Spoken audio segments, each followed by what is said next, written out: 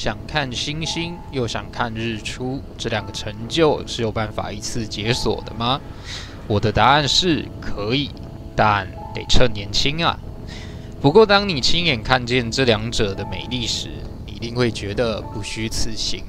因长途跋涉而积累的疲惫，在看到如此壮丽的风景时，也将烟消云散。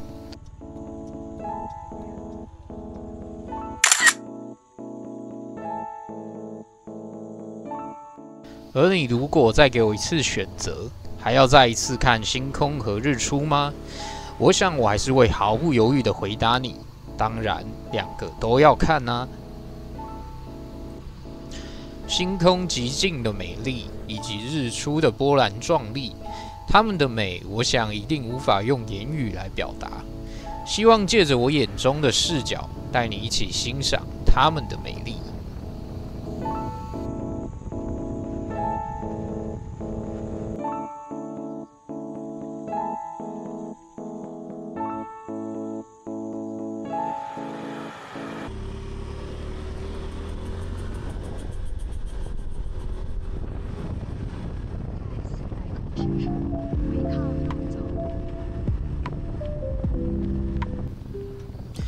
上集的最后，在民宿的庭院欣赏着夕阳余晖。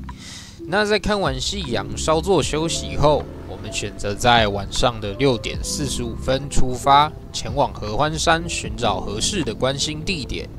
而一路上可以看到周遭的景色和白天时已经有很大的不同，有别于白天时蔚蓝的天空，傍晚时分淡蓝色的天空多了种梦幻的感觉。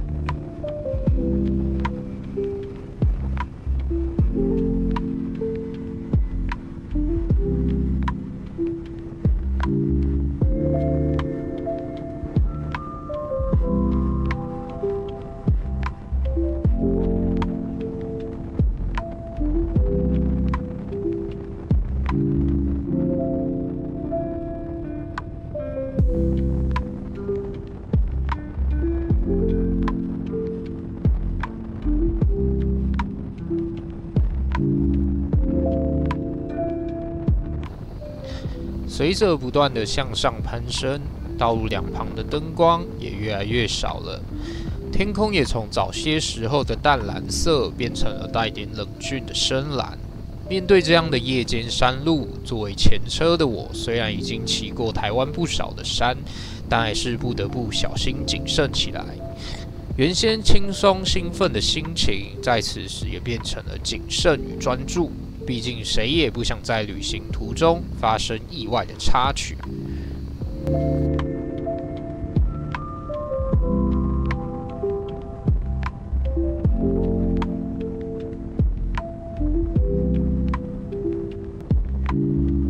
那在这一路上遇到的驾驶都蛮友善的，遇到对面有来车时，都会很有默契的将远光灯关闭。那有的呢，甚至会先停在一旁，让你先过。在这又冷又昏暗的山路，遇到这样的举动，真的是会让人觉得很暖心啊。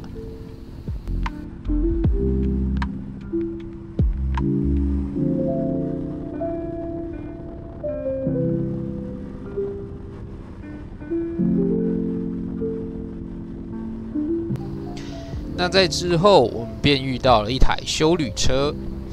在这暗蒙蒙的山路骑了好几公里，终于遇到一台同向的车。我们仿佛抓住了救命的稻草，就一路跟在它的后方。最终呢，也抵达了我们今天的目的地——合欢山昆阳。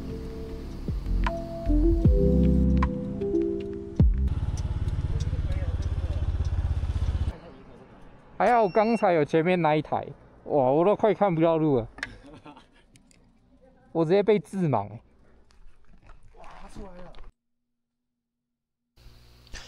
抵达昆阳后，当灯光完全退去，天上满天肉眼可见的星空，真的非常的壮丽。只可惜我没有足够好的设备，可以将这些画面给记录下来。不过我还是拍下了不少的照片，那就跟着我一起欣赏吧。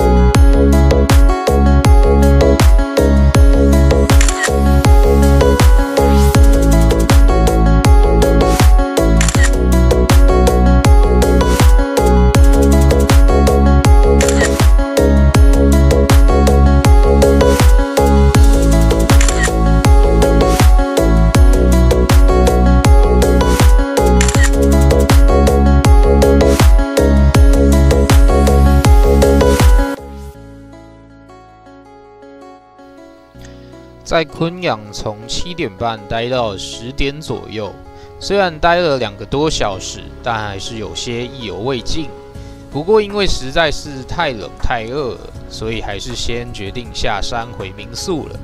毕竟我明天可是还是有一场硬仗要打。合欢山的星空真的很美，美得让人忘记了时间。若还有机会，我一定会再次来到这里，寻找那片令我深受震撼及感动的风景。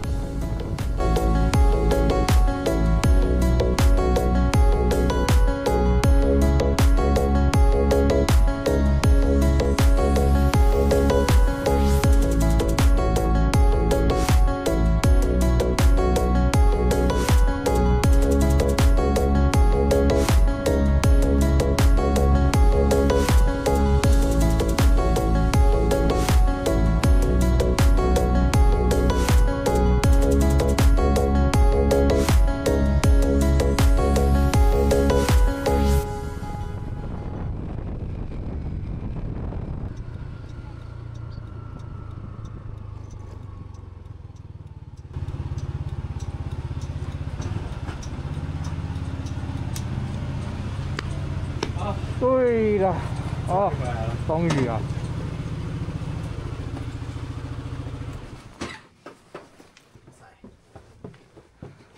休息啊！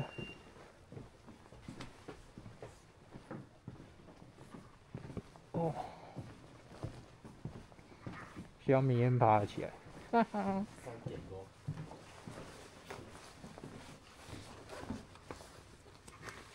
喂。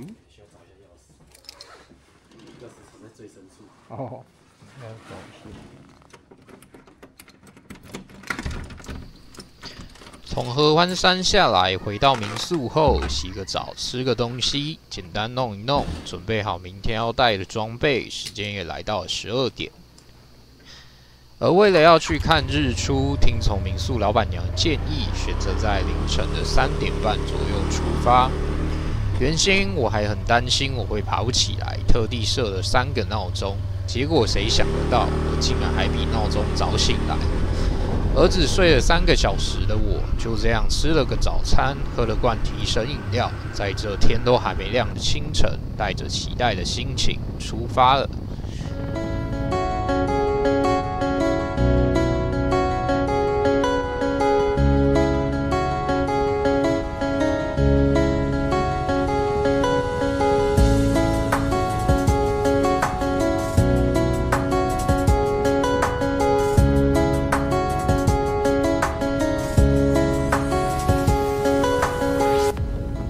再次骑上了这条前往合欢山的路，虽然道路一样的漆黑，但这次好像没了那么多对于未知与黑夜的恐惧，有的是更多的期待与期盼。因为我知道黑夜不会一直持续下去，最终将会迎来黎明的曙光。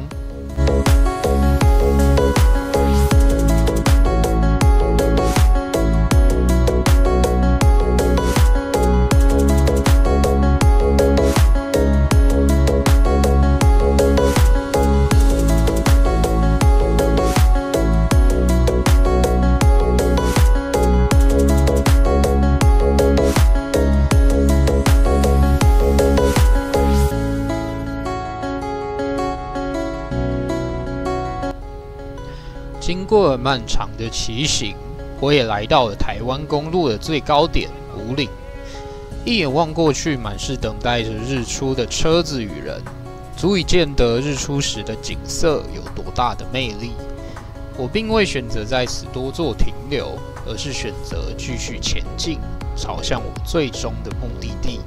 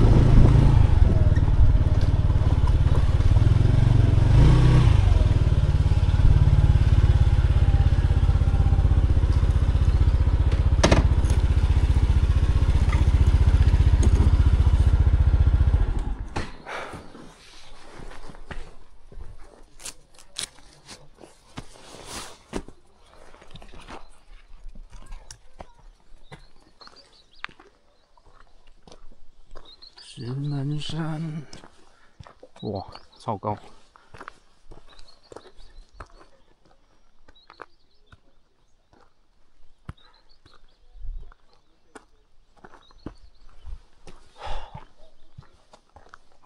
尽量走吧。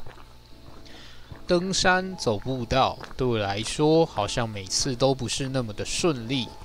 可能是因为担心看不到日出的关系，所以很快的就爬上山了。但当下我完全不知道我爬错了山。其实要爬的石门山是在我对面的那座山，而原本要爬上石门山看日出的计划也就这么泡汤了。虽然没能爬上石门山，但好像误打误撞找到了一个还不错的观景地点。于是我就选择待在这里，慢慢的等待着日出的到来。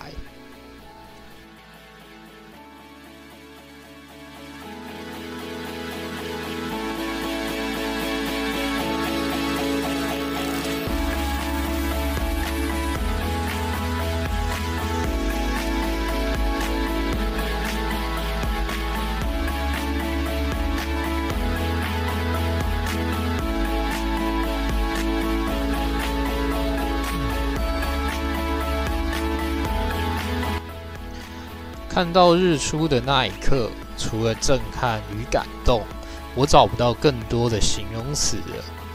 凌晨3点半出门，睡了3个小时，只为了看一次日出。你问我值得吗？我想我一定会跟你说，下次呢，我还是要再来看一次啊。